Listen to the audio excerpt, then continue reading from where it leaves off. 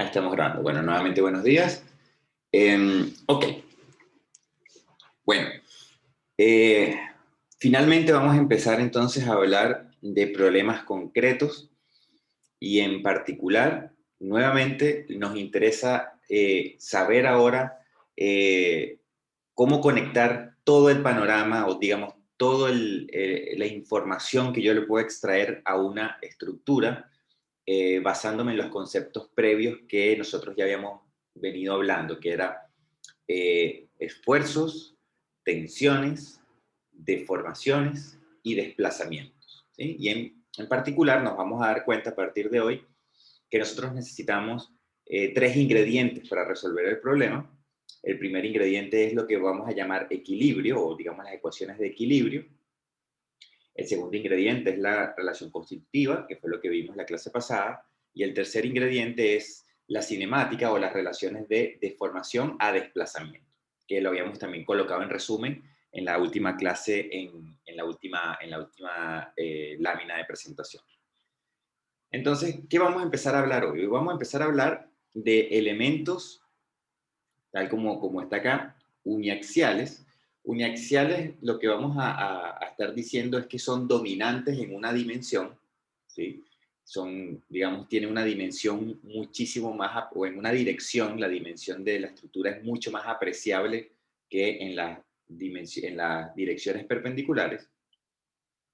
Y vamos a empezar a hablar por, digamos, la parte más sencilla, que es elementos entonces uniaxiales que están sometidos a, o que están en verdad funcionando bajo un esfuerzo puro axial, ¿sí? Entonces, cuando nosotros hablamos de sistemas uniaxiales con esfuerzos axiales exclusivos, recordemos que será el caso entonces de los cables, ese era el caso de los enrejados y en general de las bielas, ¿sí? Y también decíamos que, o también pudiéramos intuir que es el caso particulares de vigas que solamente tienen cargas axiales, ¿no? Yo también puedo tener una viga o un elemento longitudinal que está cargado axialmente y eso hace entonces que los esfuerzos de corte y de flexión sean cero y entonces trabaja con un esfuerzo axial puro. Entonces, esfuerzo axial puro es que no existe ningún otro tipo de esfuerzo en esa estructura en particular. Entonces, nuevamente, vamos a estar hablando para que empiecen a tener como una idea anclada en la física. Vamos a empezar a hablar de estructuras tipo bielas, que son partes de un enrejado, o cables, ¿no? También lo podemos ver desde ese punto de vista. Entonces, nosotros tenemos que partir recordando, oye, tenemos que llegar primero a una expresión, que es la expresión que nosotros vamos a utilizar para resolver estos problemas, pero esa expresión tenemos que derivarla de algún lado, ¿no? Y yo quiero conducirlos a través de esta historia de cómo es que se deriva esta primera ecuación. Entonces, nosotros tenemos acá, o yo les presento acá, un elemento que es dominante en una dimensión, ¿sí? Digamos en la dirección X, es muy dominante, o digamos, la dimensión es muy apreciable comparada a las dimensiones que puede tener esa estructura en las otras direcciones, Y y Z. Y lo que vamos a hacer nosotros ahora es a estudiar lo que le sucede a esa parte de la estructura. Lo que vamos a hacer es separar esa estructura en dos, vamos a hacer un seccionamiento y van a aparecer entonces las tensiones que son de acción y reacción en cada uno de las respectivas partes de mi elemento axial que estoy ahora estudiando, ¿sí? Yo en particular entonces voy a tomar ese elemento, ¿sí? Es decir, voy a retirar esta parte de ese elemento uniaxial. Entonces, si yo hago eso, aparecen las tensiones, ¿sí? Y esas tensiones entonces ocurren, aquí yo estoy colocando en particular la tensión en un punto muy específico, ¿sí? En ese punto muy específico, pero cada punto de esa cara tiene un estado de tensión, es decir, cada punto de esa cara, un punto por acá, un punto por acá, un punto por acá, tendrá sus valores respectivos de tensiones normales y tensiones tangenciales, ¿sí? Entonces, recuérdense que las tensiones se pueden entender como presiones que ocurren sobre esa cara. Y aquí yo estoy colocando solamente las tensiones, ¿sí? Que le corresponden a ese puntito azul que está justo allí en la mitad de ese sistema de flechas verdes, ¿no? Las flechas verdes indican entonces las direcciones en las cuales actúa esa tensión. Y nosotros entonces habíamos dicho también que si yo empezaba a integrar esas tensiones a lo largo de esa cara, es decir, si yo ahora integro todas las tensiones a lo largo de esta cara, yo voy a encontrar una resultante, porque al final esas tensiones son presiones. Entonces, si yo integro todas las tensiones normales a la cara a lo largo de toda esa cara, yo tengo una resultante que tiene unidades horas de fuerzas, porque las tensiones son presiones. Entonces, como yo integré esas presiones normales en toda la cara, yo obtengo la fuerza resultante. Y esas fuerzas resultantes eran lo que nosotros llamábamos entonces los esfuerzos, ¿sí? Entonces, lo que nosotros hacíamos en nuestra primera parte del curso era justamente encontrar los esfuerzos que venían o que se definen ahora como fuerzas resultantes de estas tensiones que estaban acá.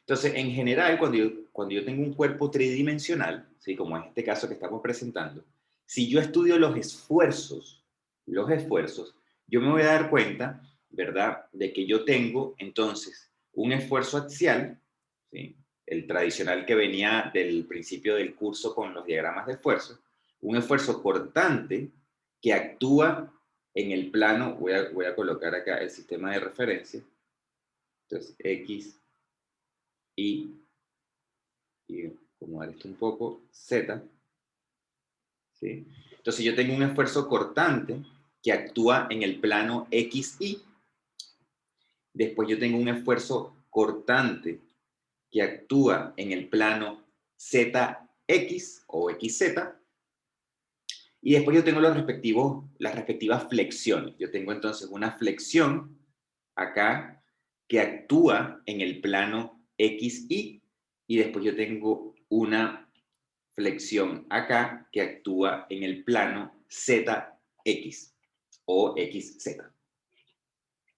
Y también tengo acá una tercera flexión que en verdad es una torsión, y es lo que se le conoce como torsión, que es una flexión que ocurre en el plano YZ, ¿sí? Que trata de, ahí sí, de torcer axialmente a lo largo del eje X ese elemento que es muy esbelto.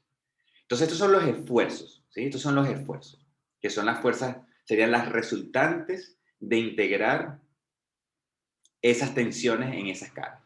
Y las relaciones que hay, eso ya esto lo habíamos hablado un poco, pero no lo habíamos pasado un poquito por encima. La relación que hay entre esas tensiones y los esfuerzos vienen dadas por estas relaciones de integrales que están acá, ¿sí? De tal manera que si yo integro las tensiones axiales en la cara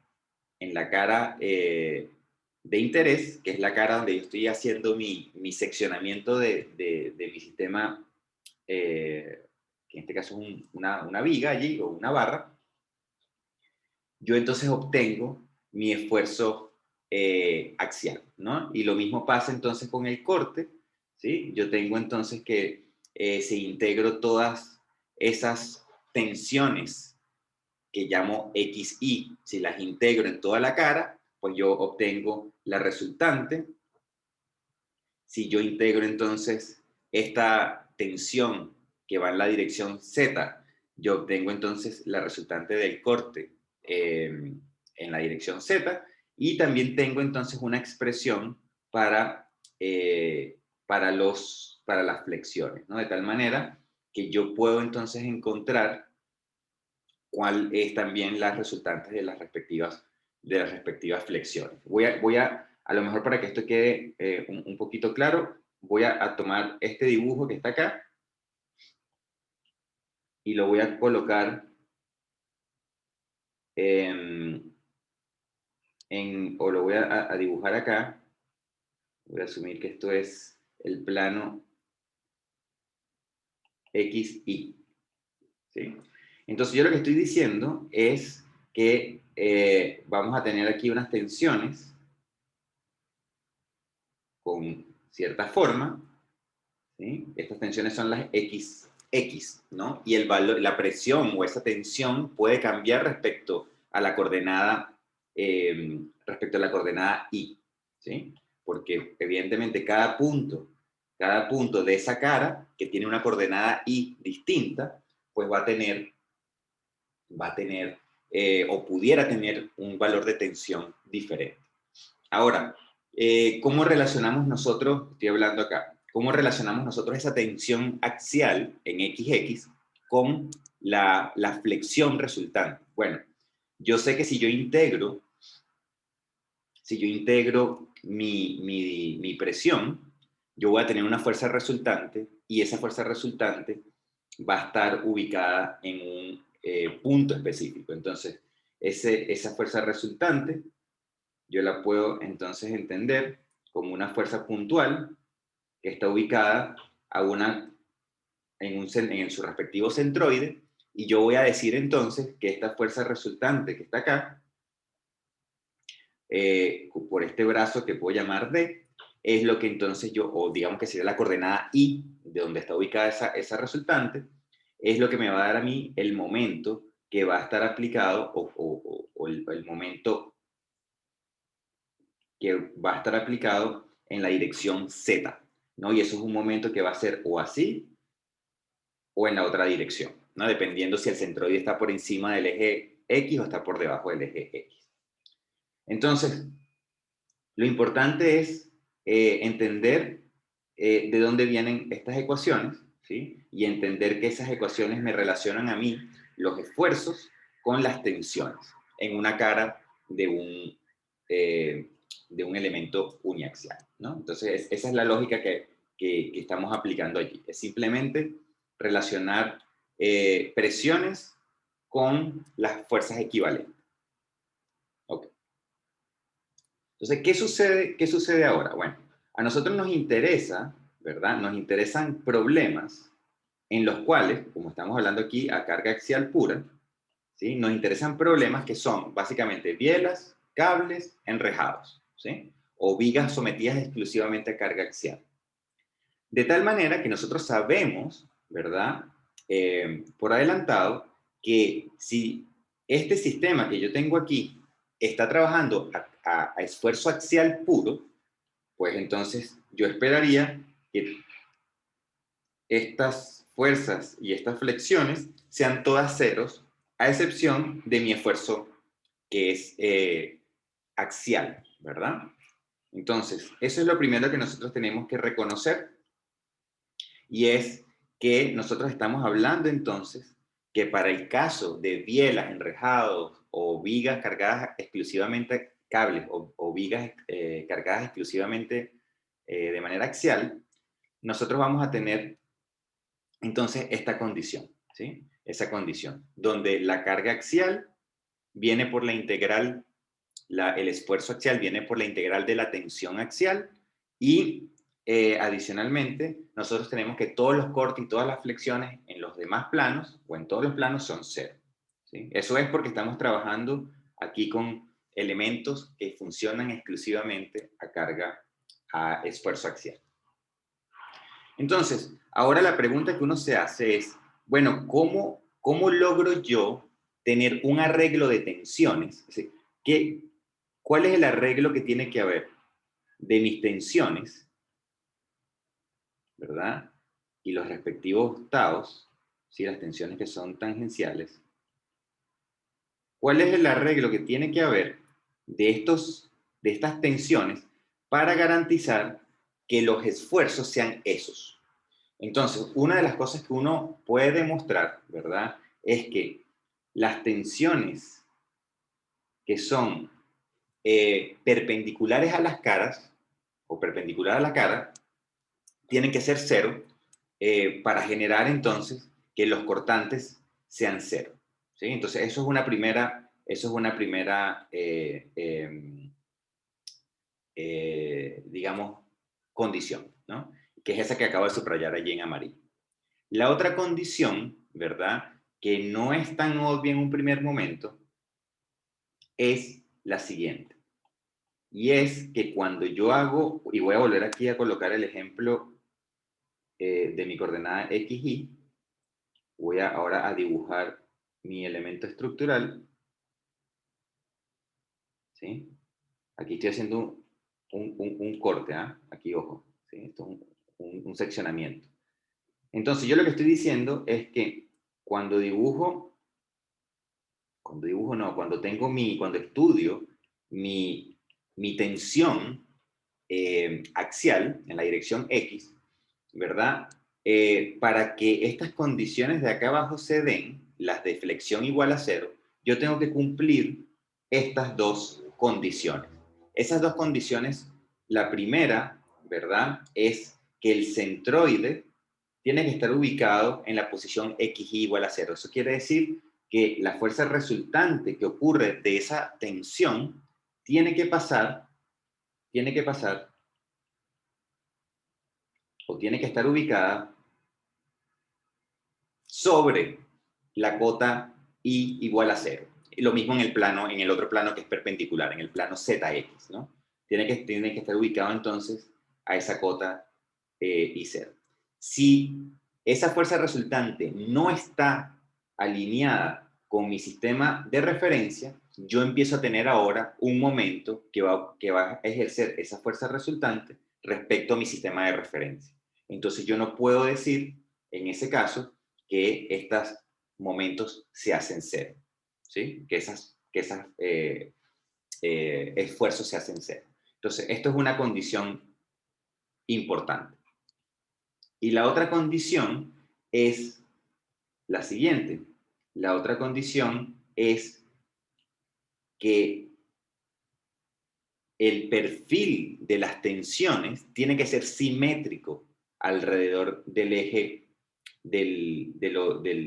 o digamos, si tomamos como simetría, como referencia el eje X, ¿sí? En este plano XY. Entonces, yo lo que estoy diciendo acá es que ese perfil, ¿sí? Este perfil puede ser cualquier cosa, pudiera ser algo así, por ejemplo.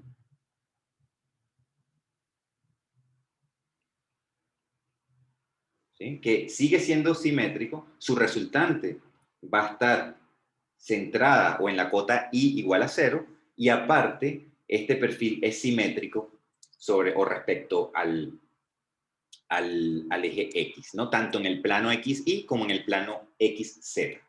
¿Sí? Y eso es importante. Y aquí voy a aclarar por qué las dos condiciones no son exactamente iguales. Porque yo puedo tener un perfil de presiones que sea así. Yo puedo tener un perfil de presiones triangular cuya parte superior venga hacia dentro de la cara y que la parte inferior sea hacia afuera de la cara, ¿sí? Si ustedes ven la resultante de ese perfil de presiones, la resultante está justo en el centro, es decir, la resultante de este sistema está justo en la mitad. Y si ese problema, ¿verdad? Aparte, es simétrico en, digamos, en forma, pero no en dirección, quiere decir, ustedes lo pueden ver desde este otro punto de vista. Tienen que hay una resultante acá y una resultante acá, ¿sí? De tal manera que la resultante total, ¿verdad? Es cero. Por lo tanto, no existe una fuerza resultante axial, ¿no? Lo que sí va a haber es que estas dos fuerzas generan un momento. Entonces, en este caso en particular, y eso lo vamos a ver cuando veamos vigas, este tipo de perfiles de tensiones lo que genera es un momento resultante. No genera una fuerza axial resultante. Entonces, por eso es importante aquí que se cumplan estas dos condiciones, ¿sí? Pero esas dos condiciones nuevamente se van a cumplir siempre y cuando yo tenga una estructura sometida exclusivamente a esfuerzos axiales, perdón. Entonces, es importante solamente tener esto en mente, ¿no? Tener en mente que esto se tiene que cumplir, o eso, digamos, se cumple porque es nuestra premisa de cables enrejados y bielas, ¿sí? Y que esto implica que yo pueda obtener esa condición que estoy observando. Eso es lo que estamos diciendo. Ok. Entonces, en este momento hay que hablar de lo que se conoce como la hipótesis de Bernoulli. ¿No? Bernoulli propone lo siguiente, propone un postulado, ¿verdad? Una hipótesis que dice que un cuerpo, ¿verdad? Que no está deformado, que es ese caso que está allí, no está sometido a ningún tipo de fuerza externa. Si yo tomo una cara de cualquier punto de ese cuerpo, cualquiera, ¿sí? Tomo cualquier cara de esas. Y yo aquí hice estos 4 puntos para marcar como si estuviesen de verdad, imagínense esa figura allí construida como una viga, y esos puntos rojos los marco con pintura, tal cual, ¿sí? Los marco, hago 4 puntos pintados sobre mi viga. Si yo ahora esa viga la someto a una carga axial, ¿sí? Una carga axial, solamente carga axial, resulta entonces que ahora esa viga va a tener un desplazamiento. Esta viga ahora, o este punto, digamos, o toda esta viga, ahora se estira, ¿verdad? Y adopta la forma que está abajo. Por lo tanto, estos 4 puntos se mueven hacia la derecha, ¿sí? Porque la viga se está estirando a consecuencia de esta fuerza. La hipótesis de Bernoulli nos dice entonces a nosotros que estos 4 puntos que estaban alineados en la vertical, en la posición indeformada, cuando mi estructura ahora está en su posición deformada, esos 4 puntos van a seguir estando alineados verticalmente, ¿sí? Entonces, él lo que postula es lo que se coloca acá arriba, que un cuerpo, ¿verdad? Que posee un cuerpo que posee una sección plana, antes de la deformación, esa sección va a permanecer plana cuando el cuerpo ahora está deformado, ¿sí? Eso quiere decir que todos los puntos que están sobre esa línea vertical, ¿verdad? Cuando imagínense los puntos pintados en la viga, y yo estiro la Ujú. viga, esos puntos, un segundito, esos puntos van a seguir quedando alineados. Ajá, coméntame. Eso es pensando que esa fuerza se aplica sobre el centroide. Sí, sí, eso es importante, sobre el centroide geométrico de esa figura. Sí, Ya, gracias. vale. Ok, eso es lo que nos dice a nosotros Bernoulli, y esa es la hipótesis de Bernoulli. ¿Sí? Ahora, esa hipótesis tiene una salvedad, y esa salvedad ocurre, ¿verdad?, en algo que se llaman singularidades. Es decir, cuando el cuerpo empieza a tener o digamos, si yo agarro una lupa, ¿verdad? O estudio qué es lo que le pasa, digamos, dentro de ese círculo. Y yo ahora ese círculo lo voy moviendo aquí y yo voy observando lo que sucede dentro de ese círculo, ¿sí? A lo largo de la viga, yo voy viendo que la estructura es como uniforme, ¿sí? No, como que todo lo que pasa dentro de la viga, no hay no hay nada raro, no hay una discontinuidad en el sentido de que no hay un cambio de sección de la viga, no cambia el diámetro, no cambia el ancho de la viga, no hay ninguna carga externa de repente aplicada allí. Entonces, la excepción de esta hipótesis de Bernoulli tiene, digamos, la siguiente característica, y es que cuando yo estoy cerca de un punto donde hay un cambio de sección, o cuando yo estoy en un punto cercano a la aplicación de una carga externa, ¿verdad? Esa hipótesis ya no es válida. ¿Eso qué quiere decir? Que si yo ahora, por ejemplo, dibujo esos puntos muy pegados al extremo donde yo estoy colocando la carga, cuando yo observe en la posición deformada esos puntos, yo esos puntos ya los voy a ver, ya voy a ver que en su condición original, a pesar de que están alineados verticalmente, en la condición deformada, ya no van a estar alineados verticalmente. Entonces, esta hipótesis de Bernoulli se rompe, ¿verdad? Cuando yo estoy cerca de la aplicación de las cargas y cuando yo estoy cerca de, digamos, particularidades o singularidades de la estructura. Es decir, cuando cambia de sección, cuando cambian de diámetro, etc.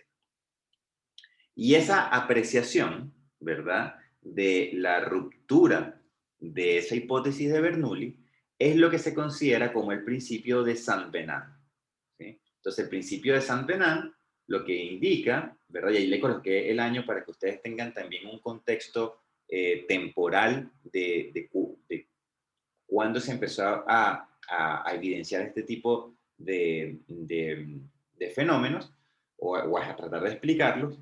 Justamente lo que nos dice ese principio de Saint-Venant es que hay cosas particulares que ocurren cuando yo estoy cerca o de los apoyos o estoy cerca del lugar donde tengo las cargas aplicadas. Entonces, yo les coloqué aquí, a modo de ejemplo, una estructura axialmente cargada, ¿verdad? Aquí yo hago entonces un primer seccionamiento, solamente separando, digamos, esta sección de la viga. Y si uno estudia las tensiones, uno se va a dar cuenta que esas tensiones son uniformes, ¿sí? En toda la cara. Y son uniformes para estructuras que tienen un largo, ¿sí?, un largo dominante sobre sus otras dimensiones en las direcciones perpendiculares. Entonces, en estructuras esbeltas principalmente, ¿verdad? Si yo estoy en un lugar retirado del punto de aplicación de la carga, yo voy a observar que la tensión, entonces, si yo me quedo con esta partecita de esa barra, la tensión, la distribución de esas tensiones es uniforme, ¿sí? Eso es una observación.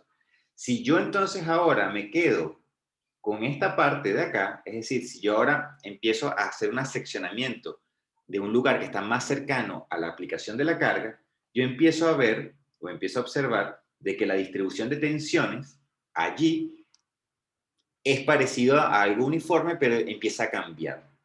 Y cuando ya yo estoy en un punto que estoy ya muy, muy, muy cerquita de la aplicación de la carga, entonces yo me doy cuenta que la distribución de tensiones en esa cara, en particular, ya no tiene nada que ver con una distribución uniforme, ¿sí? Entonces, eso es el principio de Saint-Venant. Ahora, esto también ocurre, como les comentaba, cuando yo tengo singularidades, que es el caso que yo les coloco aquí en la derecha.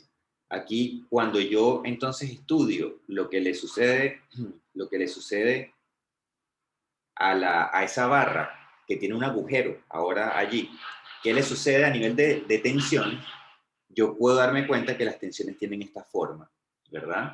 Pero a medida que yo me voy ahora alejando de ese agujero que está allí, por ejemplo, al tomar una sección acá, al tomar toda esa parte del cuerpo y estudiar qué es lo que sucede en esa cara, yo me doy cuenta de que ya en esa cara las tensiones son uniformes, ¿sí? Esto es una observación eh, que se realiza a nivel experimental, ¿no? Entonces nosotros vamos a trabajar asumiendo la hipótesis de Bernoulli. Nosotros vamos a trabajar asumiendo que esas distribuciones, ¿verdad?, pueden considerarse como uniformes. Eso quiere decir que los resultados que nosotros estamos obteniendo son resultados que les vamos a creer siempre y cuando nosotros estemos alejados, ¿verdad?, de el punto donde hay o cambios de secciones o puntos de aplicación de fuerza. Profe, Adelante. en el hoyito, como en la pared del hoyito que queda en la izquierda, no hay presión. Eh, acá, dices tú. Sí. Sí, lo sé que es muy difícil dibujarla allí, pero sí, sí, sí. Es que Ah, ya. depende cómo tú hagas el seccionamiento, ¿sí? O sea, si tú haces el seccionamiento en ese plano, ¿verdad?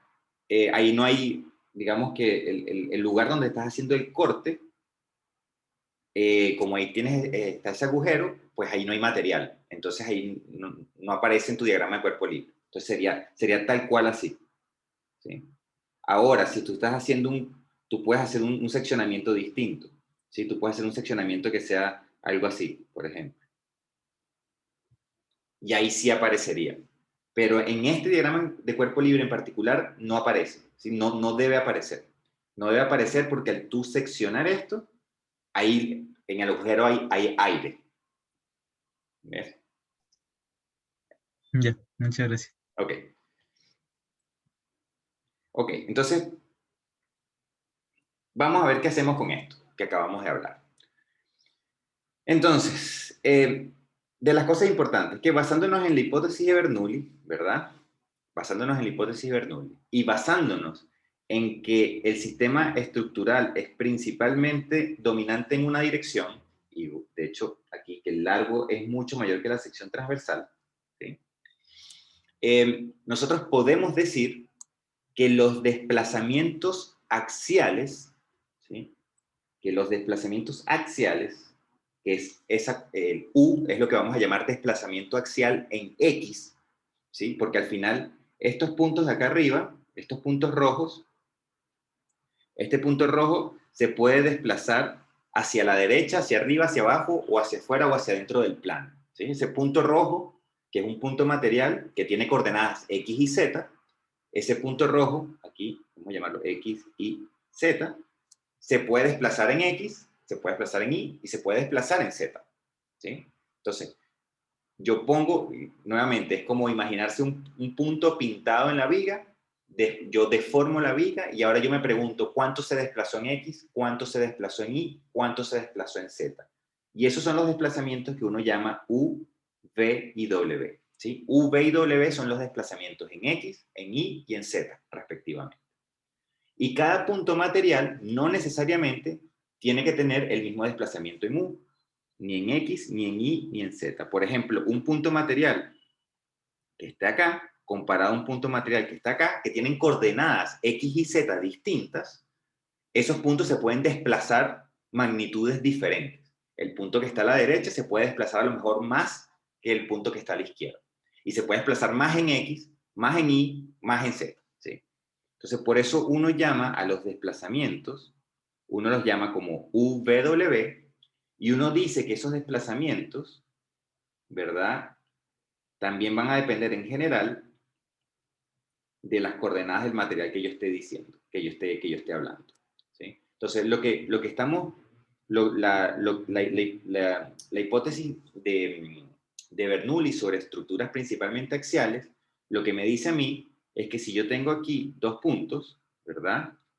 Con coordenadas y diferentes, pero con la misma coordenada x, cuando ahora esos puntos, y voy a borrar esto acá, cuando ahora esos puntos yo los estudio en su condición, o en su posición en la condición deformada de la estructura, como esos puntos, ahora yo digo, bueno, esos puntos se movieron una cantidad en X, en la dirección X, y se movieron una cantidad que yo llamo U. Entonces, lo que nosotros decimos es que ambos puntos, ¿sí? Ambos puntos se desplazaron, ¿verdad? En X la misma cantidad, ¿sí? Entonces, esos dos puntos, lo que estamos diciendo es que como las caras permanecen planas, cualquier punto material que esté ubicado en esa línea vertical que acabo de dibujar va a tener el mismo desplazamiento horizontal. Eso quiere decir que el desplazamiento horizontal en verdad va a depender solamente de X. ¿Sí? Es decir, no importa la coordenada Y que yo tenga, no importa la coordenada Y que yo tenga, cualquier punto sobre esa línea vertical va a haber sido desplazado horizontalmente en la dirección X la misma cantidad. Entonces, en verdad, la suposición de la hipótesis de Bernoulli implica que los desplazamientos horizontales son solamente función de X, ¿sí? De donde yo esté ubicando mi plano. ¿Sí? Pero todos los puntos ubicados en esa línea se van a ver desplazados horizontalmente lo mismo. Esa es la hipótesis que se deriva, esa es la conclusión que se deriva a partir de la hipótesis de Bernoulli. Y esa es la condición que colocamos acá. ¿Sí?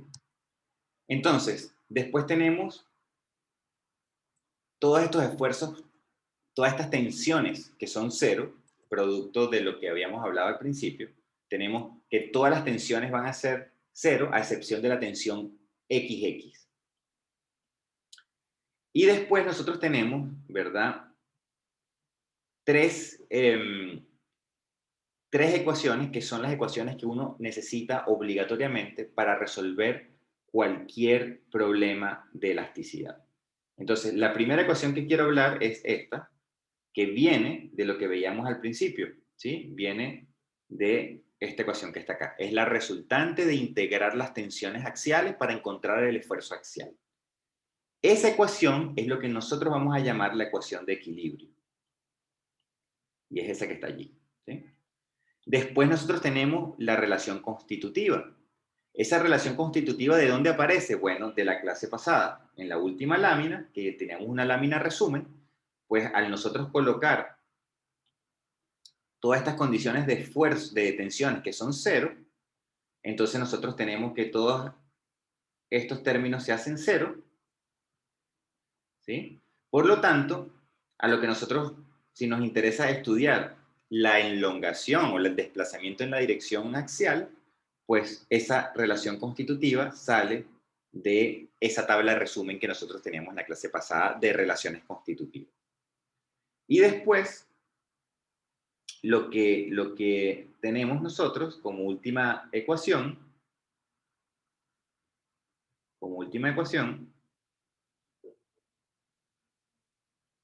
es la cinemática, que es, también estaba en la tabla de resumen de la clase pasada, que es la relación de desplazamiento a deformación, ¿sí?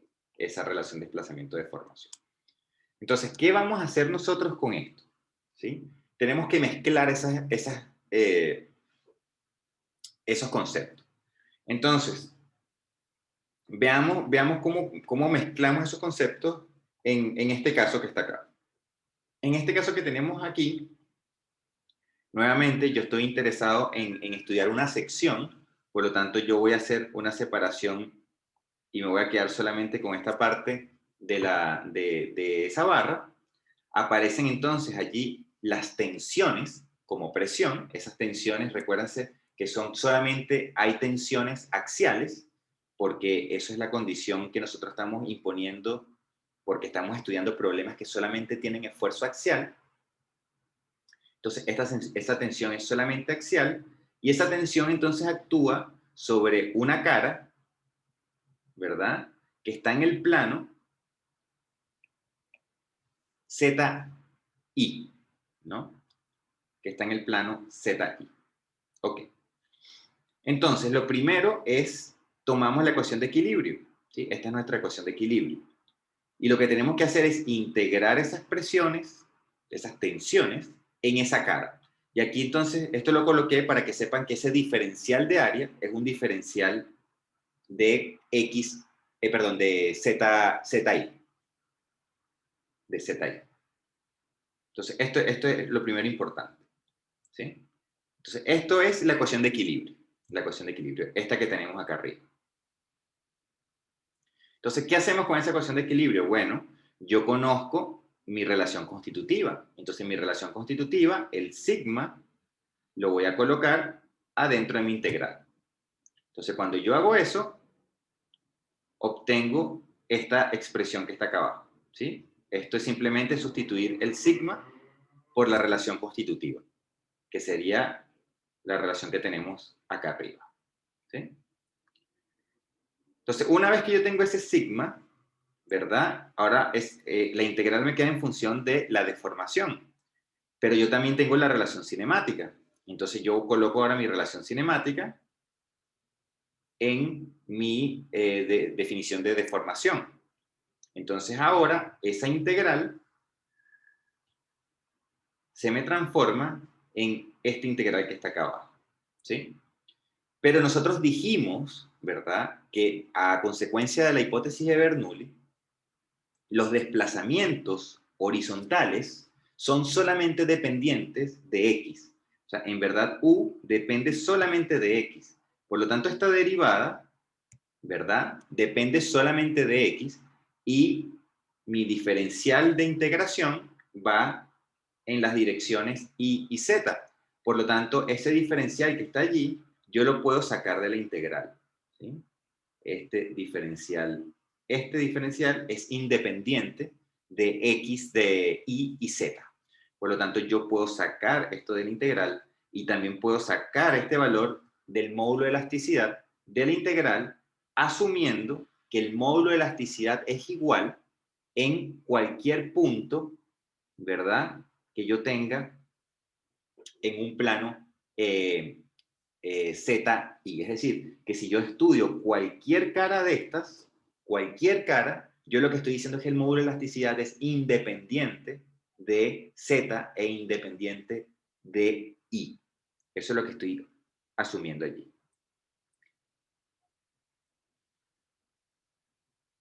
Eso lo borro después. Entonces, si uno toma esas consideraciones, ¿verdad?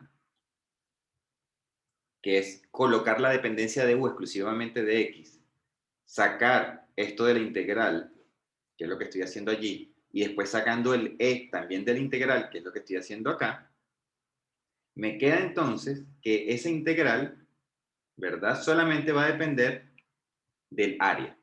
Por lo tanto, al integrar un diferencial de área, en el área me va a dar el área total. Y yo, como acabo de, por eso aparece el área acá, que es la integral de este de A. Y entonces, en este momento, ¿verdad? Yo me doy cuenta que yo todo lo que he hecho es independiente de Z e independiente de Y. Básicamente, la suposición que yo estoy haciendo hasta acá es que tanto el valor del E, del módulo de elasticidad, como el área, ¿verdad? Como el desplazamiento, solamente van a ser funciones de X. No van a ser funciones ni de Y ni de Z. Es decir, que si yo tengo una viga, ¿verdad? Y yo estudio ahora este plano que está acá, yo lo que estoy diciendo es que estas propiedades son constantes a lo largo de esa línea. Pero si yo tomo otra línea que tiene una dimensión o una coordenada X distinta, yo lo que estoy diciendo es que estas propiedades de E, A y U, pueden ser distintas entre ellas porque están en coordenadas X diferentes, pero a lo largo de la línea vertical, ¿verdad? Tienen que ser iguales. Eso es lo que yo estoy diciendo. Por eso acá yo les coloco esa expresión como dependiente de X, porque es la suposición que nosotros estamos haciendo. Ok. Entonces, ¿qué me queda ahora? Bueno, esto es una ecuación diferencial, yo la puedo resolver por separación de variables, no sé cómo se llama acá, yo la conozco como separación de variables. Básicamente, coloco el de X de un lado, coloco el de U de otro, y hago la integración. Entonces, acá eso es justamente lo que hago, el de U de un lado, el de X del otro. Recuérdense que U son desplazamientos, hago esa doble integración. Aquí lo único que tenemos que tener cuidado es que estoy integrando el desplazamiento para una coordenada X igual a 0, y este sería el desplazamiento para una coordenada X genérica. Por lo tanto, yo estaría entonces acá integrando entre 0 y un valor X arbitrario. Ok. Al resolver entonces nosotros eso, llegamos a la expresión que les coloco allí acá encerrada en rojo, ¿no? Entonces, esto es válido, y aquí esto también es importante, para cualquier estructura uniaxial con esfuerzo axial puro, cualquiera. Y esta es la expresión que vamos a estar utilizando, ¿verdad? De manera general para resolver los problemas. Entonces, aquí viene el primer problema. Entonces, esto está hecho como bien paso a paso. Entonces, ¿qué nos dice el problema? El problema nos dan una viga que está allí empotrada a un extremo, cargada axialmente con una fuerza de 10 kilonewton. Nos dan el módulo de elasticidad, el área de la sección transversal. Nos dicen que la sección transversal es constante, uniforme. Y nos piden entonces a nosotros encontrar el desplazamiento de la barra horizontal en el punto medio de la barra y en el extremo derecho de la barra. Ese es nuestro objetivo, encontrar los desplazamientos. Entonces, ¿qué es lo que, cómo se resuelve esto? Bueno, tenemos el problema, hacemos un diagrama de cuerpo libre para que aparezcan las reacciones, encontramos las reacciones, nos damos que las reacciones nos da que solamente existe una reacción horizontal diferente de cero. Este sería entonces nuestro diagrama de cuerpo libre con las reacciones ya calculadas de nuestra barra. Y ahora lo que hacemos es un seccionamiento acá en una posición genérica X. Aparecen entonces los esfuerzos internos en esa sección genérica. Y ahora yo me doy cuenta entonces, bueno, que efectivamente el corte es cero, la flexión es cero, y que el esfuerzo axial, ¿verdad?, es igual a 10 kilonewton y es independiente de X, ¿sí? Entonces, para cualquier X, el esfuerzo axial siempre va a ser 10 kilonewton. Entonces, si yo grafico ahora mi diagrama de esfuerzos, yo me doy cuenta entonces ahora que mi diagrama de esfuerzos es constante a lo largo de toda la barra, ¿verdad? Y es igual a 10 kilonewton. ¿Sí? Esto es lo que nosotros ya habíamos hecho desde un principio. Pero ahora yo me doy cuenta que puedo calcular los desplazamientos con la fórmula que yo acabo de demostrar en la lámina anterior. Entonces, ¿cómo calculamos este desplazamiento? Bueno, yo ahora lo que voy a hacer es integro, ¿verdad?, entre 0 y una posición X arbitraria. Tengo aquí cuál es el desplazamiento en la posición arbitraria y aquí tengo el desplazamiento en la posición 0. Entonces, este desplazamiento en la posición 0 yo lo conozco porque el desplazamiento en la posición 0, ¿sí?, sería el desplazamiento de cualquier punto que esté en el empotramiento. Yo sé que el empotramiento no se mueve, entonces yo sé que este desplazamiento es igual a 0, ¿sí?, porque está empotrado. Ese punto no se puede desplazar. Como no se puede desplazar, entonces el desplazamiento de un punto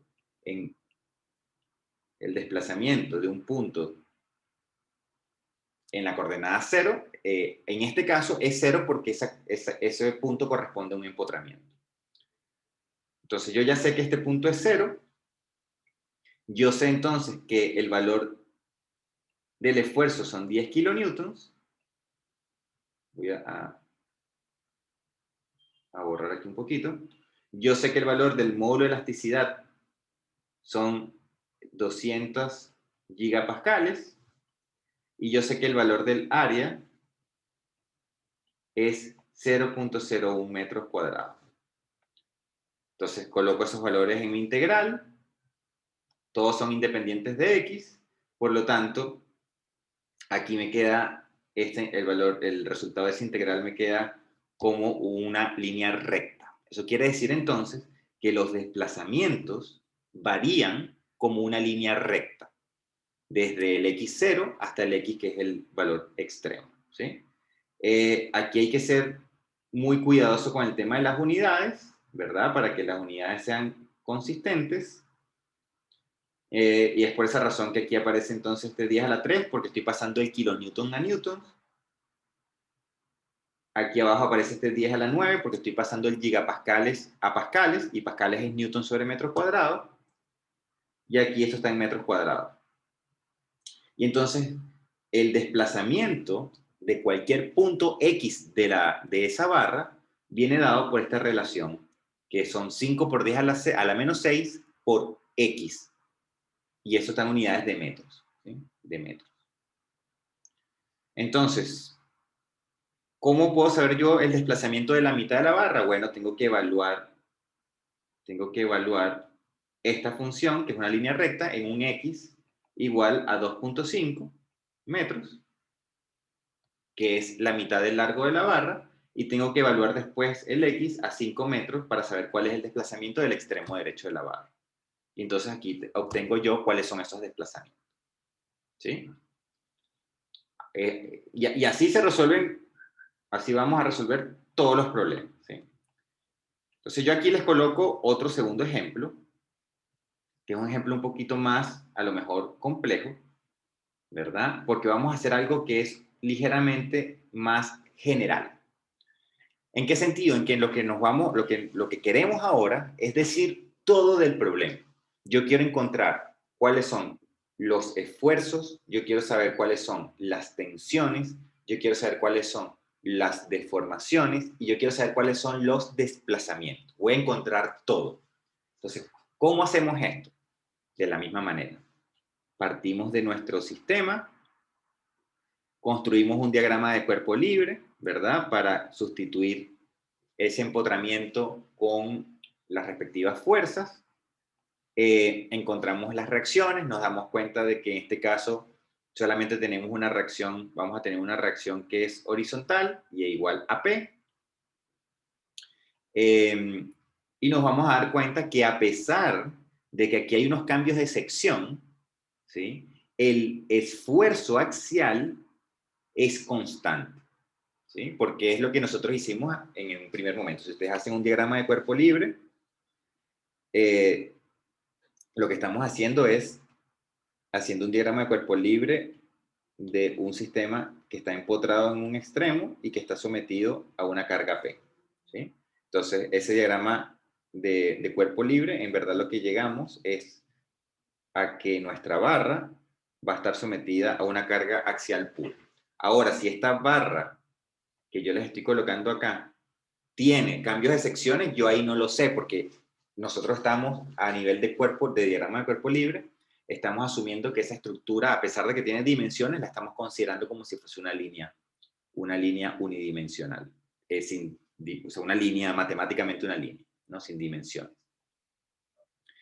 Entonces, eso hace que nuestro esfuerzo axial, ¿sí?, sea constante, igual que en el caso anterior. ¿Y qué es lo que vamos a hacer nosotros ahora? Bueno, nuevamente aprovechamos nuestra, voy a copiar esto que está acá, aprovechamos nuestra definición de desplazamiento para encontrar los desplazamientos. Pero fíjense que ahora lo interesante es que la primera sección tiene un área transversal, la segunda sección de la viga tiene un área transversal distinta y la tercera tiene un área transversal también diferente. Entonces, si yo ahora lo que quiero resolver, voy a traer esto para acá arriba. Si yo ahora lo que quiero resolver es esta integral, yo voy a tener que resolver esa integral ahora por tramos. La voy a tener que separar, ¿verdad? Entonces voy a tener que estudiar como la integral va entre 0 y un x cualquiera, yo tengo que primero asumir entonces si mi valor de interés está acá, ¿verdad? Entre 0 y L1. Después yo voy a tener que decir, bueno, ¿qué pasa cuando mi x de interés está entre L1 y L1 más L2 y después en el tercer tramo? Entonces, por esa razón, yo tengo que ahora separar las integrales, porque ahora la primera pregunta que yo quiero resolver es, bueno, ¿qué pasa con los desplazamientos de un punto que esté entre 0, ¿verdad?, y L1? Es decir, a mí me interesa saber qué pasa con los desplazamientos en esa zona que está allí. ¿Qué es lo que sucede?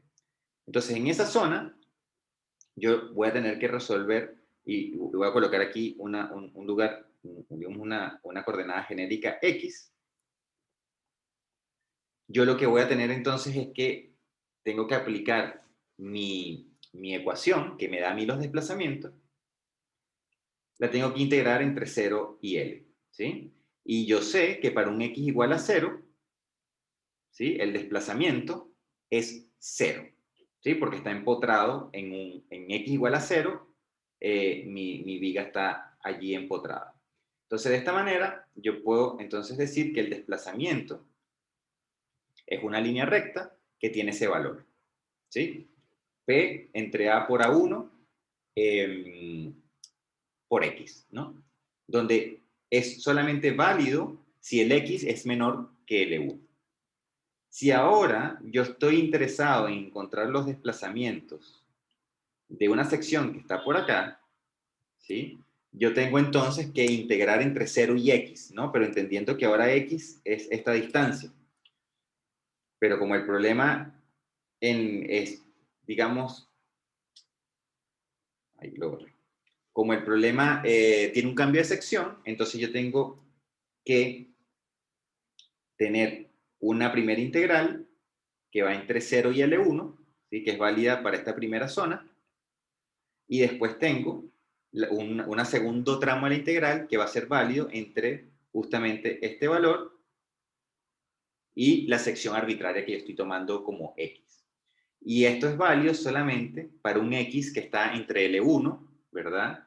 Y L2. Aquí hay un pequeño error, me acabo de dar cuenta. En esta condición de aquí. Acá, esto lo voy a cambiar, ojo. Eso no es L2. Esto es L1 más L2. ¿Sí? Porque es el X. Eso es válido entre un X que es más grande que L1 y más pequeño que L1 más L2. Ok. Y me doy cuenta entonces que tengo esta ecuación de los desplazamientos para esa segunda sección. Y hago entonces lo mismo para la tercera sección. Hacemos lo mismo para la tercera sección. Estaríamos entonces nosotros acá. Colocamos un lugar arbitrario, una coordenada arbitraria X. Y aquí entonces igual, esta condición también está, estas dos condiciones también están equivocadas. Las voy a colocar bien. Esto es para un X que es mayor que L2, L1 más L2. Y esto es menor o igual que L1 más L2. Perdón. Sí. L1 más L2 más L3. ¿Sí? Pequeño error. Y nuevamente entonces sería un primer tramo, que sería la integral de todo el rango que está dominado por L1. Este segundo tramo, ¿verdad? Que va entre, fíjense que aquí es importante que la integral va entre L1 y L1 más L2, es decir, esa integral va desde L1 hasta este valor, que sería L1 más L2.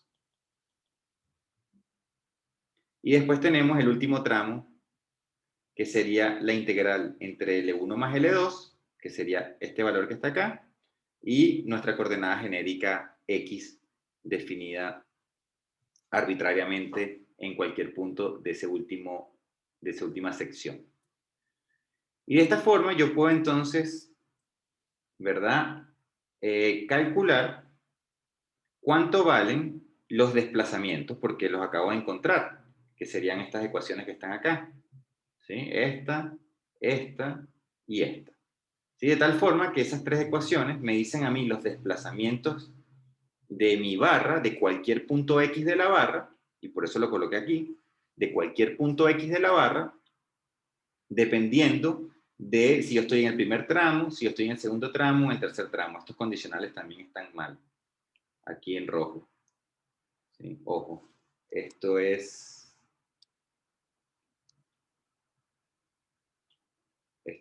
L1 más L2. Y este último es L1 más L2 menor que X, menor o igual que L1 más L2 más L3. ¿Sí? Que estén en la tercera sección. Entonces, fíjense, este es el campo de desplazamiento. Pero nos preguntan ahora, ese es el desplazamiento de cualquier punto en X de esa barra. Yo puedo saber el desplazamiento de el desplazamiento horizontal, porque estamos hablando de U, el desplazamiento horizontal de cualquier punto de la barra. Pero nosotros también podemos encontrar cuáles son las deformaciones, principalmente porque yo tengo mis tres ecuaciones que siempre tengo que tener presentes. Yo tengo el equilibrio, la relación constitutiva y la cinemática. ¿Sí? Entonces, como yo tengo ahora el campo de desplazamientos definido, yo puedo calcular las deformaciones. Entonces, Ahora yo puedo agarrar este campo de desplazamiento y derivarlo respecto a X, ¿verdad? Para poder encontrar cuánto valen las deformaciones axiales. Entonces, derivar esto con respecto a X es quitarle la X porque es una línea recta. Esto derivado respecto a X, esto es una constante, ¿verdad? Quedaría solamente este término. Aquí esto sería una constante, y aquí solamente quedaría este término. Por lo tanto, las derivadas respecto a X, ¿verdad?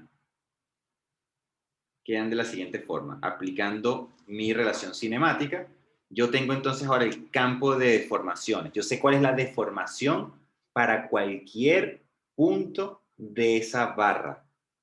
Y teniendo la deformación, ¿verdad? Aprovechando entonces ahora la relación constitutiva con las deformaciones calculadas, yo ahora puedo saber cuál es el estado de tensiones de cualquier punto de esa barra, que simplemente es aplicar mi relación constitutiva, que básicamente es multiplicar esta deformación por el módulo de elasticidad. Y si ustedes hacen eso, entonces se pueden dar cuenta de que cada sección de esa barra va a tener tensiones distintas. Entonces, esto es sumamente relevante porque cuando volvemos nosotros ahora al problema, ¿sí? Al problema original, a pesar de que mi problema original tiene el mismo esfuerzo axial en cualquier punto, yo lo que sí sé es que las tensiones van a ser distintas en en esas tres secciones. ¿Y dónde va a ocurrir la mayor tensión? Bueno, como la carga P aquí son iguales las tres y el área 1 es más grande que el área 3, ¿verdad? Entonces yo estoy esperando o esperaría que la tensión máxima, ¿verdad?, ocurra en el denominador que es más pequeño, ¿sí? Entonces yo esperaría acá, ¿verdad?, que como A3 es más pequeño que A1, yo esperaría entonces que la tensión máxima, ¿verdad?, ocurra en esa sección 3. Entonces, de esa manera, yo puedo discernir, ¿verdad?, de toda mi estructura, dónde van o cómo se va a repartir las tensiones dentro de esa estructura. Y lo interesante es darse cuenta justamente de eso, que la tensión en este tramo es constante, pero es distinta a la tensión del siguiente tramo. Entonces, dentro del tramo la tensión es constante, pero cuando yo tengo un cambio de sección, tengo un, eh, un cambio también de los valores de las tensiones, ¿sí? Eso es entonces relevante conocer. Entonces, bueno, así vamos nosotros a estar resolviendo, digamos, estos problemas. Para este tipo de estructuras, lo que tenemos que entender o lo que tenemos que tratar tal vez hasta de memorizar es esas cuatro ecuaciones que están allí. Toda estructura uniaxial cargada o trabajando a esfuerzo axial puro, estas son las relaciones que a nosotros nos van a interesar, ¿sí?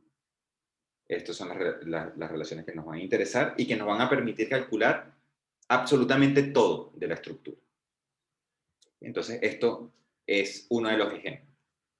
Las siguientes clases nosotros vamos a seguir hablando de este tipo de problemas, ¿verdad? Vamos a complejizar ligeramente, vamos a resolver problemas también uniaxiales, eh, cargados o con esfuerzos axiales puros, pero con un nivel de complejidad un poquito más elevado, para que vean hasta qué podemos hacer, ¿no? Hasta dónde podemos nosotros empezar a explorar con esto.